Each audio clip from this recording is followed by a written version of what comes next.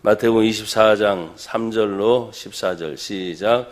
예수께서 감람산 위에 앉으셨을 때 제자들이 조용히 와서 이르되 우리에게 이르소서 어느 때 이런 일이 있겠사오며 또 주의 임하심과 세상 끝에는 무슨 징조가 있사오리이까.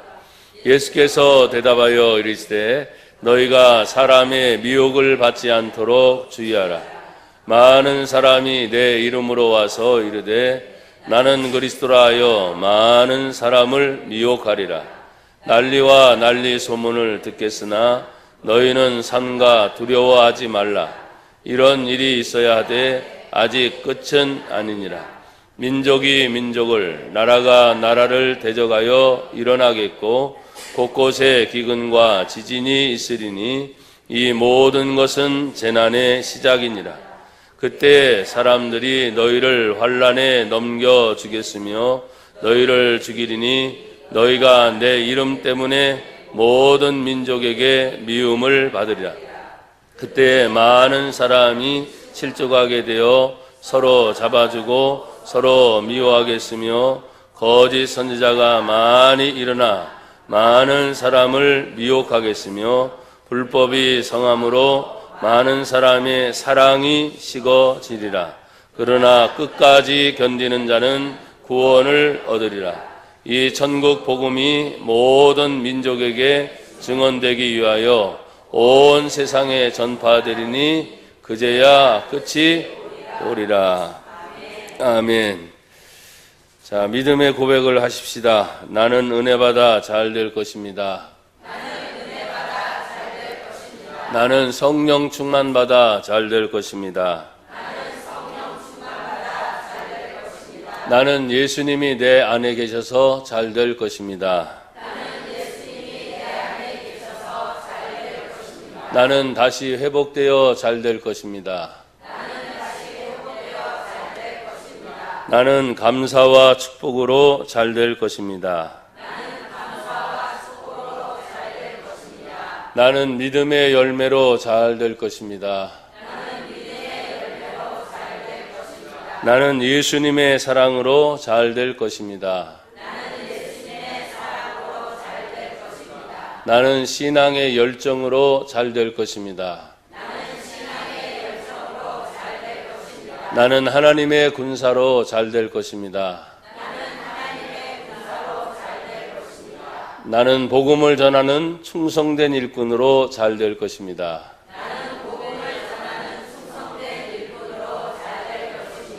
아멘. 옆에 사람 뒤에 사람 쳐다보고 인사하면서 당신은 잘 될 사람입니다.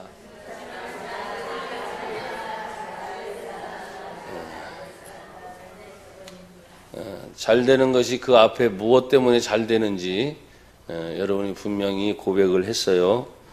돈 잘 버는 것도 잘 되는 것이고 세상에 출세하는 것도 다 잘 되는 것입니다.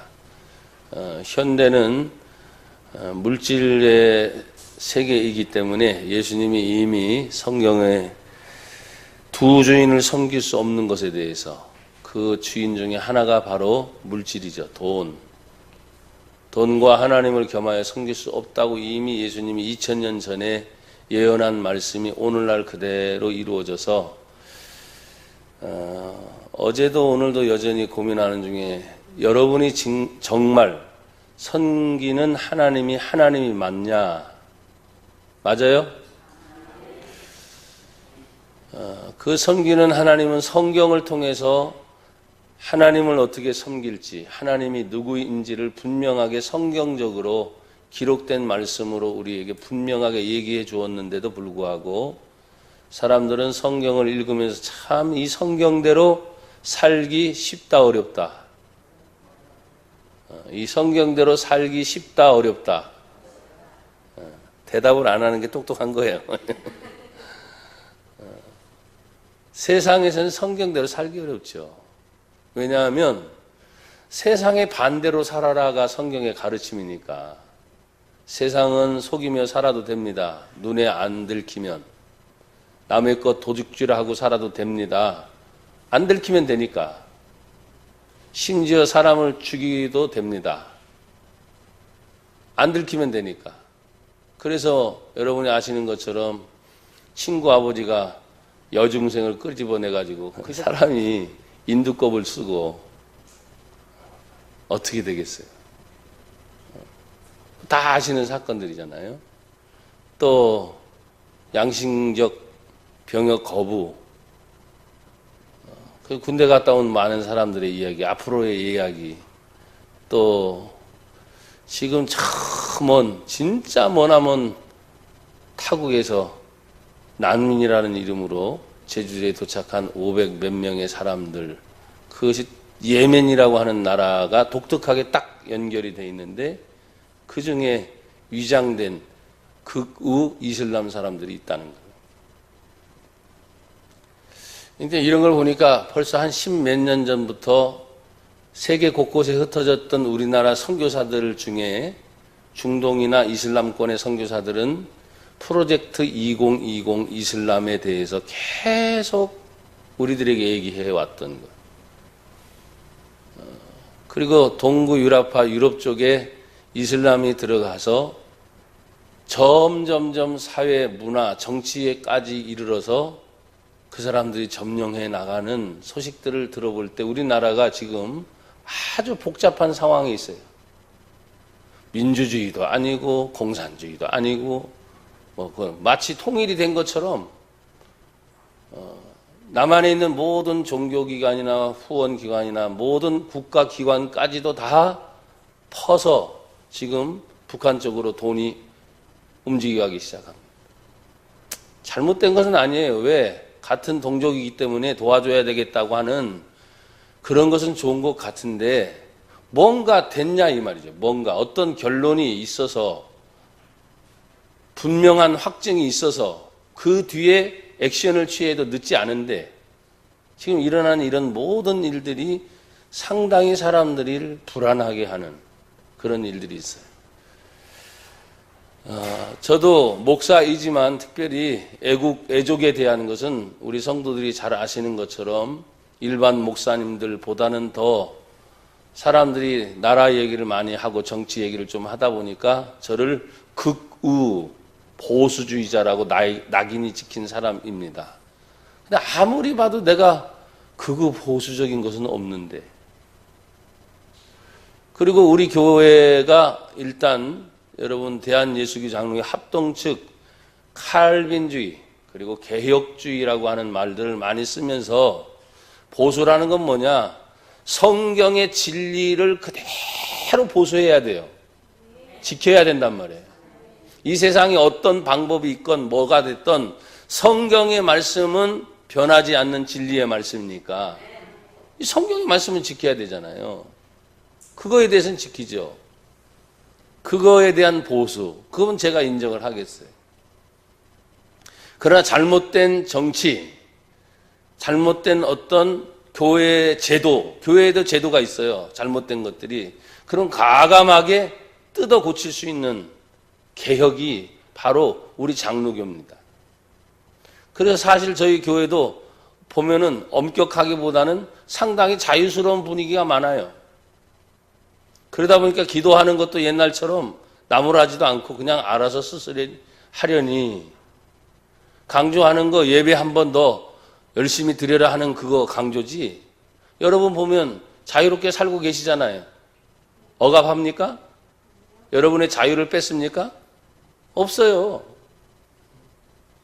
그래서 어제도 한 집사님이 벌써 한 10여 년 된 분이 예전에 우리 교회 와서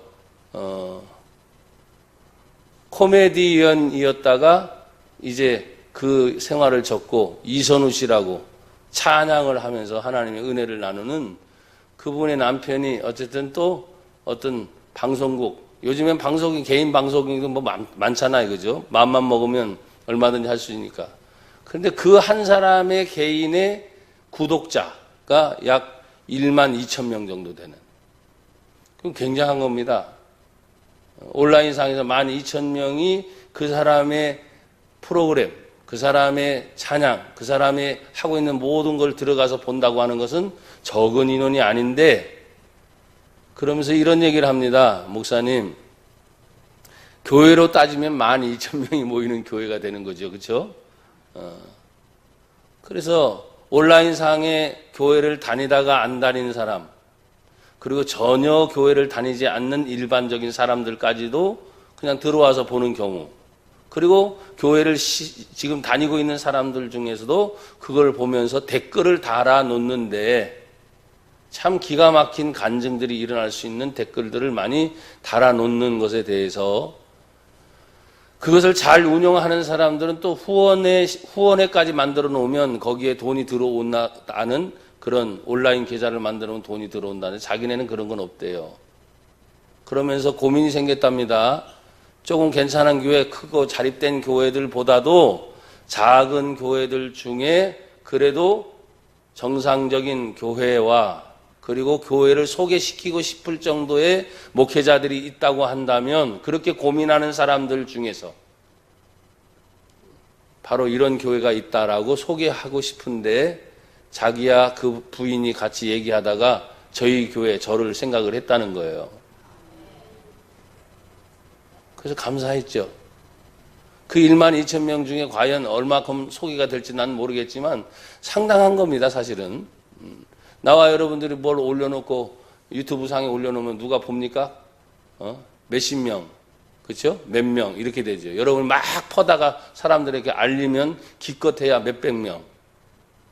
근데 고정적으로 12,000명 정도면 엄청나게 큰 건 확실해요. 그 중에 이제 주님의 향기라고 하는 프로그램 형태로 만들어서 교회를 소개하고 목회자를 소개하고 그 교회의 내용을 소개하는 것을 지금 기획을 하고 있는데 제일 먼저 우리 교회가 생각나고 저가 생각나서 왔다고 해서 고마웠어요. 그래서 한 5분에서 7분짜리로 만들어서 거기에 올려놓으면 사람들이 들어와서 클릭을 해서 아 이런 교회도 있구나, 이런 목사님도 있구나 라고 훨씬 더 여러분보다 더 빨리, 여러분들은 일주일에 한번 나가서 몇 번 교회 얘기하고 목사님 얘기하고 또 예수님 얘기하는지 모르겠지만 훨씬 더 빨리 퍼질 수 있는 길을 어제 와서 얘기를 하길래 돈 안 받고 해주겠다고 하니까 그러냐고. 그러면 제가 이런 얘기를 했습니다. 그 많은 사람들 중에 어떤 사람들은 유튜브를 보면서 인터넷을 보면서 예배를 드린다고 하는데 나는 그렇게 생각하지 않는다.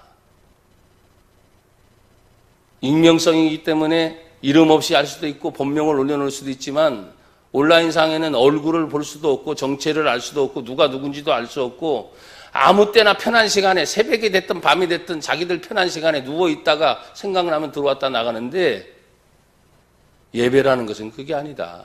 주일날을 왜 하나님이 성경에서 정해놨냐. 그렇죠? 주일날 누가 정하셨어요? 하나님이 정하셨어요. 교회라는 공간, 그런 게 왜 존재하냐. 그래서 그런 사람들이 만약에 우리 교회에 혹시라도 연결돼서 온다고 했을 때 자신들의 정체가 드러나지요. 그 다음에 그렇게 편하게 생활했다가 와가지고 정해진 시간, 정해진 장소, 그리고 우리 사람들을 만날 때 새로운 사람들을 만나서 폭넓게, 그 사람들 중에 얘기합니다. 교회 나갔더니 상처받았대. 목사님께 상처받고 장로님에게 상처받고 성도들에게 상처받고 그래서 신앙생활을 못하게 있어서 그나마 양심이 있어서 다시 말합니다. 그나마 양심이 있어서 그런 방송들을 찾아서 보면서 찬송가 듣다가 위로받고 도대체 하나님이 개인적으로 만나는 하나님이라고 한다면 여러분들 중에 상처 안 받은 사람 누가 있겠어요? 다 받으셨죠? 왜 교회에 나오셨어? 나도 상처 무진장 많은데 어떤 데 죄송해요. 설교하기 싫을 때도 있어요. 응? 그렇잖아요. 그런데 내가 믿는 하나님은 성경에서 내가 그렇게 배우질 않았어. 성막과 성전과 교회까지 역사적인 증거를 보면 유일하게 예수님께서 마태복음 16장에 내가 내 교회를 세우리니. 교회를 세우신 분이 예수님이니까 지금도 교회 중심으로 예배가 이루어져야 되고, 교회 중심으로 모든 하나님의 축복의 통로가 말씀의 강단을 통해서 흘러가는 것은 변함없는, 이 성경에서 말하는 변함없는 진리 중에 진리인데, 이것 말고 자기가 위로받는 어떤 통로가 있어서 뭐 시간도 없고 장소도 없고 자기가 가장 편한 때, 아무 때나, 여러분 그것이 자기가 가장 편한 때 아무 때나라고 한다면, 여러분 하나님이 어느 날 교회로 가라, 주일 성수해라, 하나님이 하라고 하는 그것들은 뭐예요? 다 지켜야 되는 범주잖아요. 그렇죠? 얼마나 힘들어요. 제가 첫 서두에 그런 말을 드리는 이유는, 오늘날 교회를 다니는 많은 사람들 중에 진짜 성경에서 말하고 있는 하나님을 섬기는 게 아니라 자기 속에 자기가 만들어 놓은 하나님을 따라서 가는 거예요. 자기 하나님. 그래서 하나님 얘기를 하는데 가만히 얘기해 보니까 성경에서 말하는 하나님이 아니라 자기가 만들어 놓은 그 하나님 때문에 그 하나님에 의해서 편한 걸로 가. 쉬운 길로 가. 자기가 원하는 길로 가. 그게 자기 하나님. 근데 여러분 성경을 읽다 보면 예수님이 우리에게 말했잖아요. 이 세상에 가는 길이 두 길인데 넓은 문을 향해 가고 좁은 문을 향해 갑니다. 신앙의 길은 넓은 문입니까? 좁은 문입니까? 여러분 알고 계시잖아요. 그게 쉬운 길이 아니라는 거예요. 그래서 예수 믿는 것이 믿음으로 목숨을 걸고 사생결단하듯이 성경에서 말하는 믿음대로 사는 것이 몸부림치면서 확실하게 거기에 생명을, 여러분이 돈 버는 것처럼 생명 걸듯이 확실하게 믿음의 생명을 걸면 하나님께서 그 길을 책임져 주지 않겠어요? 하나님이 생명의 주인이시라며요. 흥망성쇠의 주인이시라며요. 생사화복의 주인이 하나님이시라며요. 그러니까 그 하나님을 향해서 분명한 목적이 있고 삶의 방향이 있고 내 삶의 우선순위가 있어야 돼요. 우선순위. 그래서 지금도 사람들은 말해요. 그것도 보수적이다. 교회가 기성교회는 말이지 꼭 주일날만 얘기한대. 주일날만. 성경 보십시오. 주일을 얘기하니까 주일을 얘기하는 거지. 아무 때나 예배드리면 어때?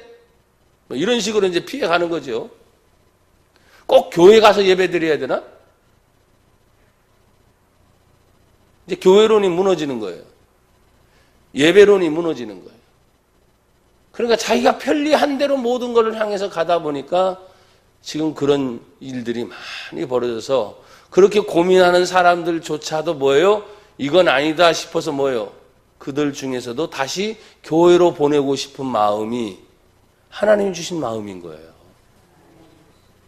그나마라도 양심이 있어서 그렇게 고민하고 애쓰는 건 있지만 제가 그러면서 그런 얘기를 했습니다. 사람에게는 생각이 있고 마음이 있는데 그 생각과 마음이 위로받는 것이 아니라 하나님은 영이시다. 진짜 우리 속에 있는 영의 문제를 해결하려면 하나님을 만나지 않으면 안 된다. 영을 살리는 것은 하나님을 만나는 방법밖에 없다. 그런 진정한 예배자가 되어야 되는데 예배자는 뭐라 그랬어요? 예배 자리에 자기가 예배자의 자세로 있어야 된다. 그게 바로 하나님 만나는 거예요. 기본적으로. 저도 지금 설교자지만 예배자로 여러분과 같이 내 위치가 설교하는 목사이기 때문에 여기에 있지만 똑같이 여러분의 자리에 있으면 나도 여러분 자리에 가서 앉아 있을 거예요. 그러면서 찬양하고 기도하고 주일날 헌금하고 봉사하고 희생하고 헌신하는 모든 것이 다 먹든지 마시든지 무엇을 하든지 다 주님의 영광을 위하여 하라. 그러니까 하나님 영광을 위해서 나도 그런 부분에 감당을 하면서 그 모든 순간순간 하나님을 만나게 되는 거죠. 사랑하는 여러분, 오늘 예수님께서 제가 또 고민하다가 사실 요즘엔 설교가 상당히 많이 고민이 돼요. 예전처럼 편하질 않아요. 그 말은 큰 부담이 있어서 그런 게 아니에요. 왜냐하면 계속해서 제가 여러 곳에 다니다가 다시 여러분들을 한번 만나는 이 주일날, 딴 때보다도 더 많은 것을 보고 듣고 그것을 가지고 함께 어떻게 나눴으면 좋을까 하는 그런 마음이 많다 보니까 고민이 많이 생기는 거예요. 나나 여러분들은 그렇게 생각할 겁니다. 나라가 어떤 방향으로 가든 난민들이 어떻게 되든 군대를 가는 병역을 의무하는 사람들이 뭘 어떻게든 뭔 상관이 있는가 하지만 전체적인 영향을 미치는 거예요. 미국과 중국이 관세 문제로 싸우는 거, 야, 그거 싸우는 거 뭔 상관이야. 그런데 여러분요, 6번째로, 세계에서 가장 크게 6번, 그런 문제가 일어났을 때 6번째로 타격을 받는 게 우리나라입니다. 남의 나라 싸우는데 그런 얘기 있죠? 고래가 싸우는데 새우 등 터진다는 소리. 남 싸움에 지금 우리나라가 피해를 입게 돼 있어. 어마어마한 피해가. 그러니까 예의주의시 하는 거예요. 우리나라는 뭐죠? 나는 것도 없잖아. 다 수출에 의존해. 거기 관세에 다 의존하는 거예요. 그런 타격이 아마 모르게 모든 사람들에게 다 미치게 돼 있어요. 그러니까 하나님, 이젠 제가 말씀드렸잖아요. 하나님, 우리나라 대한민국만이 아니라 미국을 위해서도 기도해야 된다니까요. 왜 아멘들 안 하셔? 중국을 위해서도 기도해야 된다니까요. 또 당장 지금 김정은이나 북한을 위해서도 기도해야만 되는 시대 속에서 우리가 살고 있어. 이제는 나만이, 우리 교회만이, 하나님 이 지역만이, 그게 아니에요. 다 맞물려 있단 말이에요. 다 맞물려 있어요. 우리가 먹고 마시는 그런 모든 문제 속에 여러분들은 모르잖아요. 저도 몰라요. 근데 당에 보면 모든 것이 다 세금이 매겨져 있어요. 먹는 거, 입는 거, 쓰는 거. 여러분 몸에 걸치고 있는 모든 거. 여러분 목을 통해서 넘어가는 모든 음식. 다 뭐예요? 세금이 붙어요. 세금이. 공짜가 없어, 공짜가. 주님이 2000년 전에 제자들을 향해서 성전을 보여주면서 제자들은 그 이미지가 달라요. 굉장한 이미지. 왜냐하면 우리나라는 바뀌면, 도시가 바뀌면 옛날의 건물들이 싸그리 없어져요. 그렇죠? 그렇지만 예루살렘이라는 나라를 지금도 가보면 도로가 있지만 옛날 건물들을 그대로 살려놓고 완전히 뭐 이국적인 분위기라기보다는 성경에서 말하고 있는 2000년 전의 그 모습 그대로를 간직한 데가 굉장히 많아요. 그 당시에도 그런 어마어마한 건물들이 들어섰을 때 예루살렘 성전 같은 것을 이렇게 바라본다고 할 때 오늘 여기 1절에 뭐라고 하느냐면 성전에 나가서 가실 때 제자들은 성전의 건물들을 가리켜 보이려고 예수님께 나왔다는 거예요. 웅장하잖아요. 멋있잖아요. 그런 것들을 보여주려고 제자들은 얘기했는데 예수님 뭐라고 말합니까? 너희가 이 모든 것을 보지 못하냐? 내가 진실로 너희에게 이르노니 돌 하나도 돌 위에 남지 않고 다 무너뜨려지리라. 무너지리라. 그럼 예수님 나이가 지금 33살의 나이로 실제적으로 일어나는 전쟁이 있습니다. 로마에서 이 이스라엘을 치러 내려와요. 그래서 티토스라는 장군에 의해서 AD 70년경 예루살렘이 완전히 멸망해버려요. 그러니까 예수님의 지금 예언은 실제적으로 앞으로 40년 후에 예루살렘이 멸망할 것에 대한 예언이 있었어요. 40년 후에. 나와 여러분들은 40년 후면은 나도 죽고 없어요. 여러분들 중에 대다수 죽고 없어요. 뭐 아멘 하든 말든 죽는 거 싫은가 보지요. 40년이면 저기 거의 대부분이, 그럼 남는 애들이 우리 애들이야. 40년 후에 지금처럼 고민하면서 힘들게 어렵게, 나는 그래서 우리 청년들이나 학생들한테 늘 하는 말이 야! 정신 좀 차려. 힘들게 직장 생활하는 거 알아. 부모들도 그렇게 살았어. 내가 50대 중반인데 50대 중반인 저도 너무 힘들게 살았어요. 배급 타먹고 살았다니까요. 불과 몇십 년 만에 이 나라 대한민국 이렇게 살아온 것에 대해서 요즘 애들은 30이 넘어도 결혼을 안 하려고 한다는 거예요. 편하니까 혼자 사는 게 편하대. 돈 없으면 잠깐 나가서 아르바이트 하고 오면 며칠 또 사니까. 결혼할 생각도 안 하고 애 낳을 생각도 안 한대. 그런 얘기 듣을 때마다 진짜 억장이 무너지는 거예요. 예수님이 누가복음 이 본문의 내용과 비슷한 얘기를 하면서 예루살렘을 바라보면서 막 울어요. 예수님 우셔. 그러니까 제자들과 주변에 있는 여인들은 예수님이 우시는 걸 보고 예수님 왜 그러십니까? 예수님 걱정을 해서 하는데 예수님 말합니다. 예루살렘의 딸들아, 너희 자녀를 위해서 울어라. 나를 위해 울지 말고 너희 자녀를 위해 울어라. 앞으로 30년, 앞으로 40년, 앞으로 50년 지금 우리나라가 과학이 발달되고 경제가 발달되니까 여러분 경제가 밥 먹여줍니까? 밥 먹여주지 밥은. 근데 사는 것만큼 그만큼 힘들어지니까 성경에서 말하고 있는 경제적인 것이 살리는 것이 우리의 육신이지만 실제로 우리의 영을 살리는 것은 없잖아요. 삭막해지잖아요. 자꾸 삭막해지잖아요. 돈에 미치니까 다 정신이 이상해지잖아요. 그걸 유일하게 그 정신을 정상적으로 돌리는 것이 영이 살아나는 거예요. 영이요. 그게 신앙생활이에요. 신앙생활. 그래서 하나님은 영이시니 하나님께 예배하는 자가 신령과 진정으로 예배할지니라. 예수님 자신도 말합니다. 살리는 것은 영이니 육은 무익한 것이라. 육적인 삶을 살아가지 말고 영을 위해서 살아가라고 말씀을 하시는데, 여러분 우리가 말하고 있는 복음의 마지막 완성은 무엇입니까? 그것은 예수님 다시 오신다고 하는 거예요. 오늘 4절 5절에 보면 예수께서 대답하여 이르시되 너희가 사람의 미혹을 받지 않도록 주의하라. 많은 사람이 누구 이름으로 와서요? 내 이름으로, 예수의 이름으로 와서 이르되 나는 뭐라고요? 그리스도는 기름 부음 받는 것입니다. 그 말에 보면 내가 그리스도라 할 때 어떤 사람은 나는 주님의 이름으로 선지자로 왔어. 나는 주님의 이름으로 뭐예요? 제사장으로 왔어. 나는 주님의 이름으로 너희를 다스리고 모든 걸 이겨내는 임금, 왕권의 권세를 가지고 왔어. 그게 그리스도의 삼중직입니다. 그럼 선지자는 하나님께서 나를 보내셨어. 하나님의 말씀을 보낸 사람의 말을 너희는 들어야 돼, 이거죠.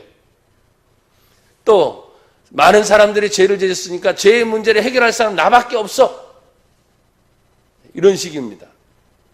또 지금도 많은 사람들이 예언자적인 자세를 가지고 성경이 아니라 끊임없이 기도하면서 신비한 신비의 체험을 합니다. 영의 세계이기 때문에. 그래서 성령의 역사도 분명히 있어요. 그러나 여러분, 우리는 반대로 귀신의 역사가 있는 줄 알아야 됩니다. 귀신도 방언을 줍니다. 귀신도 병을 고칩니다. 귀신도 기가 막히게 여러분 신비한 체험을 하게끔 합니다.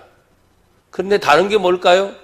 귀신이 계속해서 지금까지 우리나라에 흐르고 있는 어떤 샤머니즘, 무신론의 상태에서 귀신의 역사가 일어난다고 한다면, 하나님의 성령의 역사는 그래도 감사하게 언제나 여러분이 어떤 은사를 체험했을 때 다시 돌아가게, 어디로 돌아가라? 성경으로 돌아가라. 기도만 하지 말고 다시 성경을 읽어라. 그래서 여러분에게 디모데전서 4장 5절을 늘 강조했지요. 하나님의 말씀과 기도로 뭐예요? 거룩해진다. 고백합시다. 하나님의 말씀과 기도로 거룩하여짐이라. 이 가장 간단한 기본적인 포인트를 놓치지 마세요. 하나님의 말씀과 기도로 거룩해진다. 그러니까 여러분 다시 물어볼게요. 요 사이에 성경을 잘 읽고 계시죠? 안 읽는 사람은 좀 읽어요. 계속 꾸준히. 그 다음에 기도. 성경을 읽다 보면 하나님이 깨달음을 주세요. 그 깨달음 속에서 기도의 제목이 생겨요. 기도의 제목. 그래서 그 기도의 제목을 가지고 어떻게 합니까? 기도하기 시작하는 거예요. 그래서 복음의 마지막 완성이 예수님의 재림이고 예수님의 이름으로 오는 것이고, 많은 사람들에게 그 복음을 알리려고 하는데 중요한 것은 성경은 그것이 예수님이 아니라는 거예요. 다시 보십시오. 재난의 시작을 알 수 있는 방법이 있습니다. 여기 많은 사람이 미혹되지 않도록, 또 많은 사람을 미혹한다고 하는 중간에 단어가 있어요. 4절과 5절. 너희가 사람의 미혹을 받지 않도록 주의하라는 거죠. 그러니까 분별력이 없으면 미혹받아서 넘어가는 겁니다. 5절 같은 경우도 그리스도라고 하여서 와가지고 많은 사람을 미혹하리라. 그러니까 많은 사람이 넘어가는 거예요. 그래서 여러분 보십시오. 이단의 사상의 특징이 뭐냐면 교회, 하필이면 교회 잘 다니는 사람들이 와서 전도한다고 해요. 그러면 아직도 믿지 않는 사람에게 가라 하면은 당신들이 알고 있는 게 잘못된 진리를 알고 있대. 그러니까 사람들이 말이죠. 거기에 정상적으로 서 있지 않은 사람은 어떻게 합니까? 그래? 알고 싶어. 너희들이 말하는 거. 그러니까 기성교에서 말하지 않는 이야기들 하니까 뭐예요? 쏙 넘어가기 시작해요. 기가 막히게 풀거든요. 수수께끼 풀듯이. 그때 나나 여러분들이 말이죠. 그 풀이 논쟁에 빠지지 말고 다시 여러분들이 지금까지 배운 성경을 다시 보는 거예요. 다시. 성경의 전후, 좌우 전체를 보라 그랬잖아요. 한 문맥을 보면 안 됩니다. 그러니까 항상 성경 전체를 볼 수 있도록 해야 돼요. 여러분 재난의 시작을 알 수 있는 방법이 무엇입니까? 세 가지 방법입니다. 6절부터 8절에 있는 말씀청에 첫 번째는 난리와 난리의 소문을 듣겠으나 너희는 삼가 두려워하지 말라. 이런 일이 있어야 하되 아직 뭐예요? 끝은 아니다. 난리 참 많죠. 근데 난리의 결과, 난리의 소문이 들어오면 나도 모르게 뭐가 생겨요? 두려움의 문제가 생겨요. 두려움. 또 두 번째는 7절에 보니까 민족이 민족을, 나라가 나라를 어떻게 해요? 대적하고 또 곳곳에 기근과 지진이 있으리니 이 모든 것은 재난의 시작이다. 그러면 보세요. 민족과 나라들 간에 대립이 있어요. 대립. 지금 보면 세계 현상 중에 여러분 과거에는 몰랐지만 지금 조금만 관심 가지면 여러분 전 세계 뉴스 소식을 다 볼 수 있죠. 아, 지금 어떤 날에는 어떤 일이 일어났고. 여러분 우리나라도 지금 아까 제가 첫 서두에 예멘이라는 난민을 얘기했지만 그냥 난민이 아니라는 거예요. 많은 사람들이 어디에서 그렇게 정보를 많이 수집을 하고 알려줬는지 난민을 공개 모집을 해가지고 그들 중에서 이 먼 나라까지 왜 여기까지 옵니까? 솔직히. 왜 또 하필이면 제주도입니까? 제주도는 풀이거든요. 아무나 들어올 수 있거든요. 국제공항으로 못 들어옵니다. 김포공항으로 못 들어옵니다. 제주도는 제주특별자치시니까 누구나 받아들일 수 있는 거예요. 그러니까 그런 것들을 다 틈타서 공개 모집을 해서 오늘 아침에도 제가 설교하기 전에 10시쯤에 예멘 난민 문제에 대해서 쫙 어디서 그런 기막힌 정보를 찾아내는지 난리 났다고 목사님 한 분이 문자를 보냈어요. 쭉 읽어봤죠. 아, 이런 면이 숨어 있구나. 근데 이 예멘이라는 나라가 또 북한과 아주 밀접한 관계에 또 있다는 거예요. 그러니까 이런 것들 예사롭게 볼 수 없는 문제죠. 우리나라가 지금 뭐가 되지도 않았는데 지금 이렇게 되어 있는 상황에서 지금 세계 각국에서 다각적으로 이 남한과 북한에 대한 관심이 너무나 강력하니까 어떻게 해서든지 뭐 적화 통일이 됐든 평화의 통일이 됐든 뭐 어떻게 해서든지 그런 방법으로 갈 텐데 우리 입장에서는 그렇습니다. 난리와 난리의 소문이 들을 때마다 어떤 사람은 전혀 무감각한 거. 그렇지만 거기를 예민하게 주시하는 사람들은 영적 도회라는 것을 그려서 전 세계에 흐르고 있는 하나님의 성령의 역사, 또 하나는 마귀의 역사가 있어요. 그래서 그것을 바라보면 지금 마지막을 향해서 가고 있는 예수님의 재림. 그러나 여러분 내가 말했잖아요. 그래도 두려워하지 말아라. 마지막의 모습은 뭐냐? 예수님이 이 땅에 믿는 자들을 위해서 다시 오실 것이다. 그래서 그 믿는 자들 중에서 깨어있는 사람, 준비된 사람들은 여기 난리와 난리의 또 민족과 민족, 나라와 나라들이 사실 대립이죠. 지금 대립. 대립의 문제와 더 대적의 문제는 전쟁이 일어날 수 있는 확률까지도 전진하고 있다 이 말이에요. 근데 조심하죠. 서로들 간에. 진짜 전쟁이 일어나면 세계 제3차 전쟁이 일어날 만큼 전 세계 각국에 있는 보유하고 있는 무기들과 모든 것들이 말이죠. 끝장나는 거예요. 끝장. 이게 엄청난 사건들인데 설사 전쟁이 일어나지 않는다 할지라도 성경 계시록에서 말씀하시고 있는 마지막 시대의 재앙과 재난이 순서대로 오고 있다는 건 분명합니다. 순서대로. 그러면 딱 두 가지죠. 예수를 믿는 자와 믿지 않는 자의 사이가 뭐예요? 완전히 갈라지는 하나님의 심판이 서서히 오고 있다. 근데 그 서서히가 뭐예요? 지금 마지막이 급박하게 찾아오고 있다. 그걸 아는 사람들은 그 얘기를 자꾸 합니다. 그런데도 말하지요. 마치 노아의 시대처럼 비가 오긴 뭐가 와.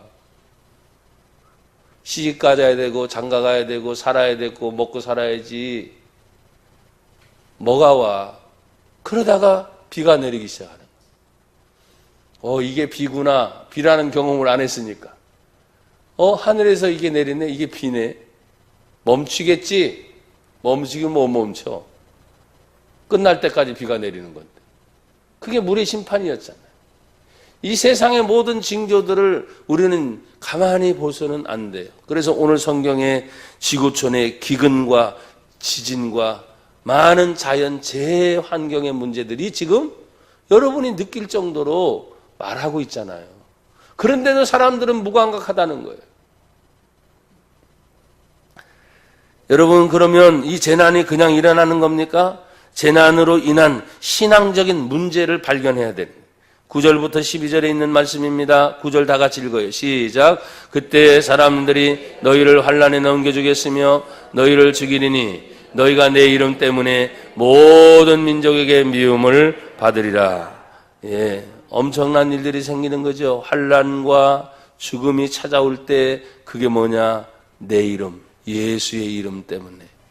2000년 전에도 예수님의 이름 때문에. 지금 2000년대를 살아가는 우리들에게 예수님의 이름 때문에 미움을 받게 되는 일들이 벌어져요. 그러니까 우리나라 대한민국도 맞아요. 지금 초창기에는 사람들이 경제를 살려놓자고 하니까 교회의 모든 상황들이 다 경제를 살려놓으니까 거꾸로 이제는 뭐예요? 지금 미움받는 시대로 가는 거예요. 미움받는 시대. 필요할 때는 다 찾아요. 도와달라고. 그러나 이제는 어느 정도 이루어 놓았던 세계적인 그런 문제, 경제적인 문제가 해결되고 나니까 뭡니까? 타겟가 이제는 교회가 된 거예요. 왜? 예수 이름 때문에. 다른 게 아니에요. 아니, 불교도 있지 않습니까? 유교도 있지 않습니까? 다른 종교들 많잖아요. 근데 왜 하필이면 가장 강력하게 교회입니까? 다른 게 아니에요. 성경에 예수의 이름 때문에 미움을 받으리라. 그래서 여러분, 한참 전에 우리 한 20년, 30년만 해도 그때만 해도 여러분이요, 이력서에 기독교라는 거, 이력서 써낼 때, 그쵸? 응? 기독교, 종교가 뭡니까? 기독교면 말이죠. 인정을 했어요. 근데 지금은 서로 간에 불편하대. 그래서 무종교가 인기가 좋아. 종교가 없는 게 제일 나아. 그러나 여러분, 그럴 수 있을수록 여러분의 확실한 색깔을 드러내십시오. 까멜레온처럼 말이죠. 이랬다 저랬다 하지 말고. 제가 그랬잖아요. 복음은 흑백 논리가 분명한 거다. 하얀색 아니면 검정색이지 중간에 희끄무리한 색깔 가지고 이것도 아니고 저것도 하지 말고, 내가 예수 믿는 성도면 정말 예수 믿는 사람이다. 어떤 손해를 본다 할지라도. 아니면 아예 교회 다닌다 얘기도 하지 말고, 자랑스럽지 마다. 자신 없으면. 예수 믿는다는 얘기도 하지 말아야 돼. 그냥 여러분 한켠에 제가 첫 서두에 말씀드린 것처럼 나의 하나님 하나 만들어 놓고 그냥 그렇게 그럭저럭 살다가 지옥 가든지. 마지막이 뭡니까? 천국과 지옥이잖아요. 우리가 하나님 앞에서 예수님의 이름 때문에 미움을 받게 되고, 심지어 10절에 그때 많은 사람이 실족하게 되니까 어떻게 해요? 서로 잡아주고 서로 미워하고 서로 고발하는 거예요. 서로 감싸주는 게 아니라. 그러니까 성경과 전혀 반대로 지금 가고 있는 거죠. 11절, 거짓 선지자가 많이 일어나 많은 사람들을 미혹한다. 그러면서 12절 다 같이 시작. 불법이 성함으로 많은 사람의 사랑이 식어져. 여러분 적은 게 아닙니다. 지금에 있는 모든 단어 앞에 많은 사람, 12절 많은 사람. 단 한 번도 적은 사람이 아니래요. 많은 사람이 이렇게 넘어지고, 많은 사람이 사랑이 식어지고, 많은 사람이 미혹을 받아서 넘어지고 고발하고 서로 찢고 물고 싸우는 일들이 앞으로 더 할 거예요. 그런데 우리에게 딱 한 가지 소망을 주는 게 있어요. 그게 바로 뭡니까? 13절 시작. 다시 한번 시작.